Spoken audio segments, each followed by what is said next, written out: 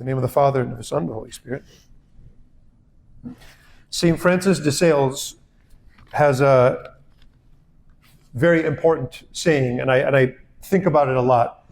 He says that next to sin, the most harmful thing for the soul is anxiety. Next to sin itself, sin is the thing that can kill the soul. But after sin, anxiety is the most harmful thing for the soul. And the devil uses anxiety to hurt us when he can't cause us to sin. If he can't cause us to sin, he's going to try to make us worry. He's going to try to make us stressed out. And he's very good at it, and he's very smart. The gospel today shows us a kind of scenario where these two alternates kind of show up. Martha invited Jesus over. Now, just put yourself in Martha's place. Imagine you invited somebody over, and this is a very important person. Okay? She invited Jesus to her house. What would you do if Jesus was coming to your house? That's almost hard to imagine. Okay, somebody important, whoever, some celebrity, somebody you really would fawn over if you met them in real life. Famous person's coming to your house. What are you going to do? Most people are going to just pull out all the stops. The best food you can make and the best drinks, and you're going to go and grab, some good wine, and you're going to get some great desserts, and it's going to be thing after thing after thing, and you're going to make sure everything's perfectly clean, and you're going to make sure, and it's all going to be great. And while they're there, probably, you're going to pay attention, make sure everything's okay. That's exactly what Martha was doing. And it feels like almost sad. You read the gospel, you hear it, and Jesus takes Martha's side. Martha says, Lord, I'm doing all this work, and Mary's just sitting there doing nothing. Can you tell her to help me?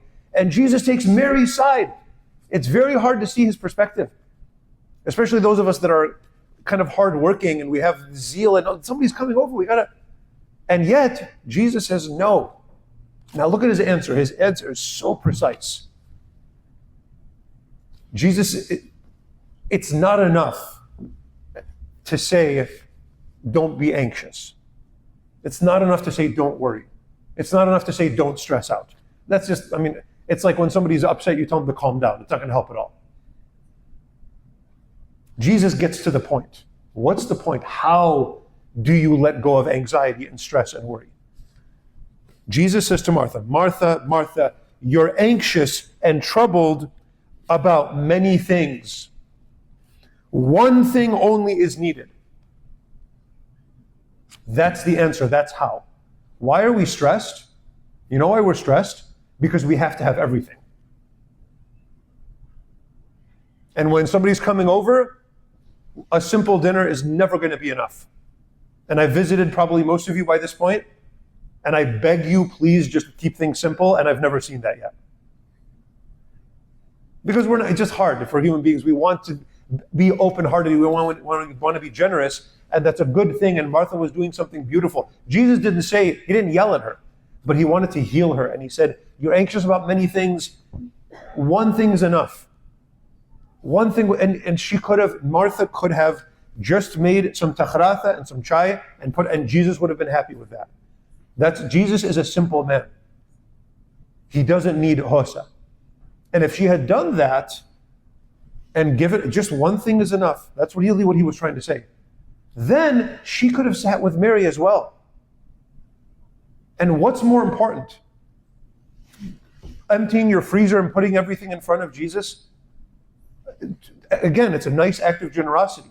But Jesus is at your house. Maybe spend some time with him while he's there. What's more important? Guys, our lives are limited.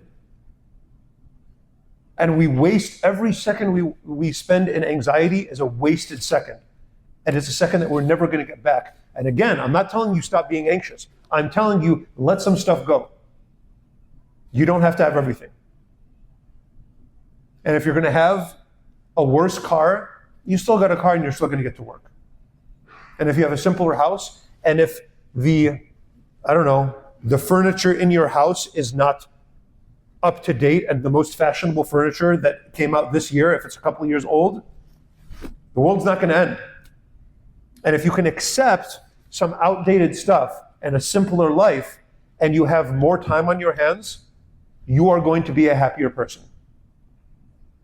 Anxiety, I get it. We are all stressed out. It's a very hard life to live, but a lot of our stress we cause ourselves because we want everything. And Jesus is answering to Martha, you can't have everything. You just need one thing. Whatever you need, be happy with that. Work for that. And she's right. It's like, if somebody's coming over, you got to give them something. Martha's right to that point. And if Martha was getting one thing ready and Mary didn't help her with that one thing, okay, no, then Martha's right and Mary's wrong. But I think Mary noticed, look, that's enough. He's one guy. How much is he going to eat? Let's sit and listen to him. He's smart. Let's learn from him. And Jesus says, what Mary has will not be taken from her. This is the better portion. This is the right thing to do. And so the simple life, where was Mary sitting? At his feet.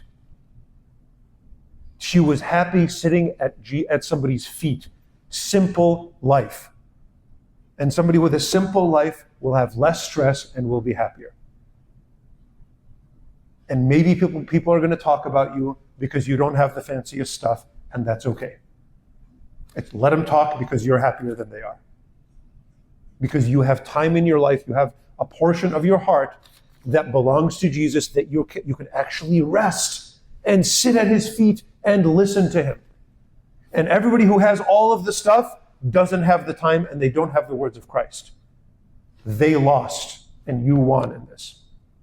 So brothers and sisters, Jesus himself personally places Mary as the model for this. A model of not laziness. That's the way Martha interpreted it. She's not lazy. She's intelligent. She does what's needed, and then when what's needed is finished, she stops. And she sits still, and she listens to Jesus and to the voice of God in her heart. Brothers and sisters, let us follow in this example. Let go of the extra stuff. Be happy with simplicity, and live a happier life.